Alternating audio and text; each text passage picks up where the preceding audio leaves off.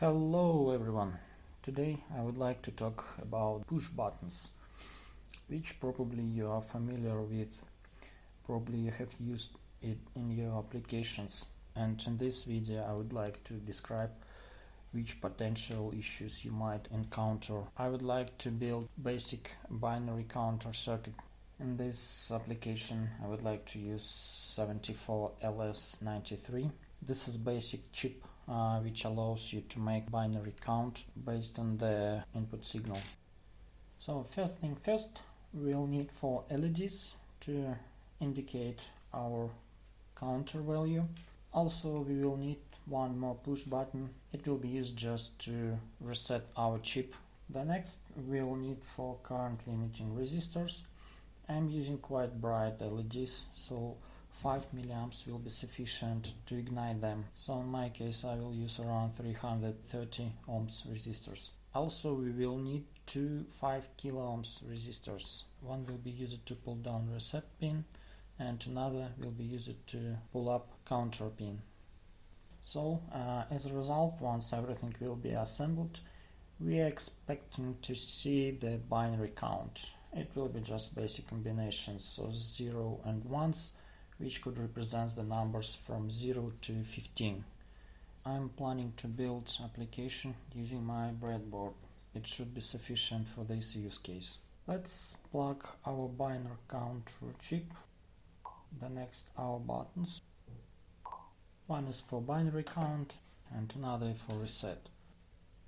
The next, let's place our LEDs, and we have to hook up the current limiting resistors.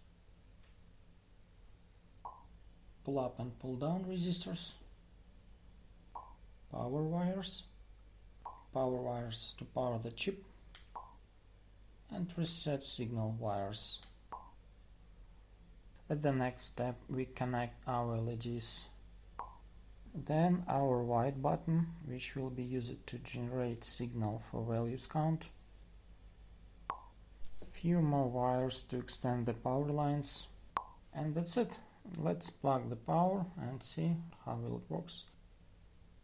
So we have all the LEDs light up, which is not correct. Let's try to count some values. As you might notice here, the dimmed LED indicates 1, while ignited LED indicates 0. We have to hook up our LEDs to the negative line and reverse them, as you can see on schematic. So this is our fixed assembly. Now we have 0 indication as dimmed LED and 1 indication is ignited LED. Let's try to count some values. 1, 2, 3, 4, 5, 6. Now you can see the transition between 6 and 7 was not correct. Let's reset our chip and try again. So we have 1, 2, and instantly you can see that there are some issues, that the binary count is not correct. But some additional values are spotted once you release the button, but the schema design suggests that the count should happen only when you're pushing the button. In this case we have to investigate what is actually happening while we are releasing the button. To check what is actually happening, we have to hook up our oscilloscope to input pin and check how the signal behaves. I have to hook up additional wire against input pin. I'll just connect my oscilloscope to this wire. And the ground probe I'll just connect to the ground pin of my power supply. On our oscilloscope we have to set the time range around 100 microseconds. It will be sufficient to see the issue, and we would like to make sure the trigger mode is set to normal. And as long as we are interested in case when we are releasing the button, we have to set up a rising edge trigger on our oscilloscope. Let's try to count some values again. So number 1, as you can see, that should be okay. So we can see the picture once we are releasing the button. Number 2, also looks fine. Number 3, it's okay. Number 4, yeah, and as you might see, we didn't get the number 4 in our output LEDs. We have number 8 instead of number 4. And as you can see on the oscilloscope, there are some noise coming while you were releasing the button.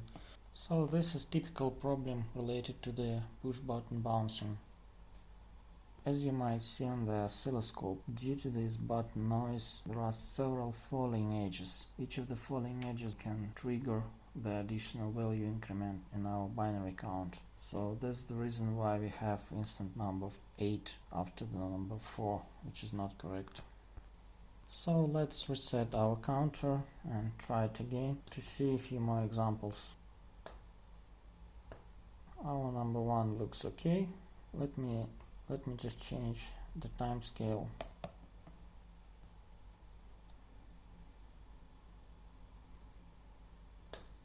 Number 2 looks okay.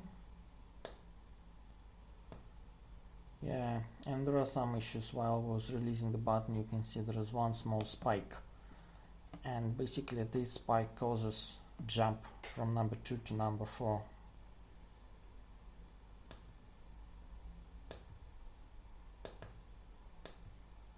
Yeah, this is one more example we have here.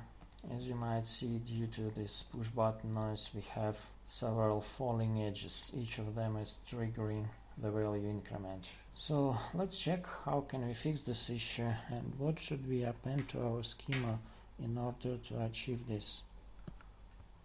So this is 1 microfarad electrolytical capacitor. Let's try to plug it against our input, and in theory it should smooth out all of the button noise, but let's check whether it will be sufficient to produce correct falling edge for our binary counter.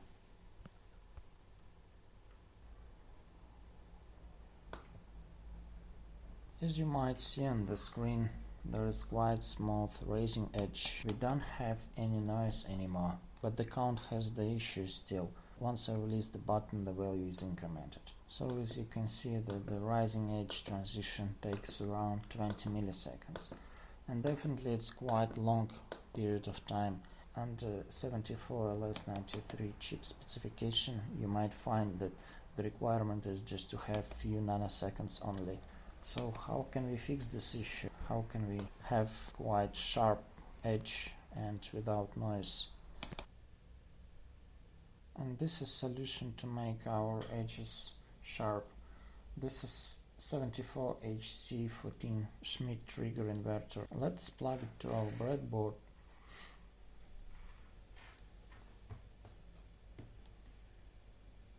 Then we need the power wires, and then we have to pass the input signal through this Schmitt inverter. Let's check how the signal looks now. So as you might see, we don't have any noise, and at the same time our rising edge is quite sharp. So now we have quite clean binary count. All gaps have been eliminated. Also, let's switch our oscilloscope to the falling edge and check how it looks like when I'm pressing the button instead of releasing the button. The falling edge also looks nice and clean. There is no noise.